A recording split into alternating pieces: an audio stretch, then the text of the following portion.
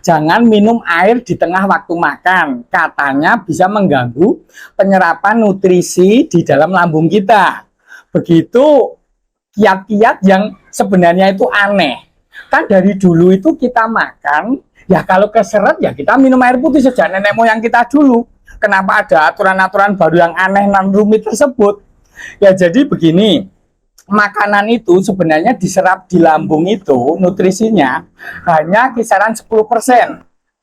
90%-nya itu diserap di usus halus kita. Ya jadi ketika makanan masuk ke dalam lambung itu bertemu dengan asam lambung itu terjadi pencernaan secara mekanis dan kimiawi. Mekanis itu dalam artian dipecahkan dari bentuk yang kasar itu menjadi lebih halus, kemudian secara kimiawi diperlembut lagi, akhirnya terbentuk cim atau bubur supaya lebih mudah melintasi usus halus kita. Karena 90% penyerapan itu di usus halus kita. Memang 10% itu terdiri dari penyerapan vitamin, terutama vitamin yang larut dalam lemak ya, ADEK, dan kemudian juga malah alkohol, dan juga sebagian obat kayak aspirin. Itu diserapnya pun bukan di bagian utama lambung, bukan di fundus maupun di antrum ya, tetapi di pilorus, tempat beloknya dari lambung ke usus halus. Nah, baru penyerapan utama yang pertama itu di usus 12 jari. Jadi usus halus itu terdiri dari duodenum, jejunum, dan ileum. Yang duodenum tadi itu usus 12 jari karena panjangnya kira-kira 12 jari manusia. Kira-kira 30 cm.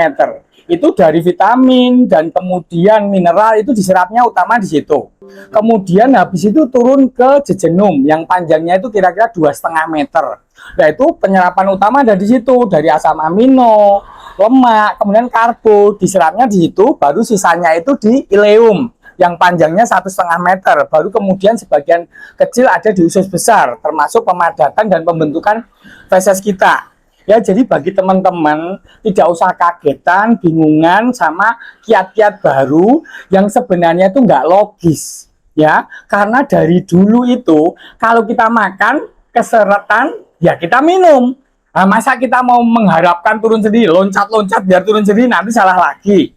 Ya, jadi teman-teman silahkan minum ketika sedang makan itu aman saja. Yang penting itu makan enak, bahagia, dan menyenangkan.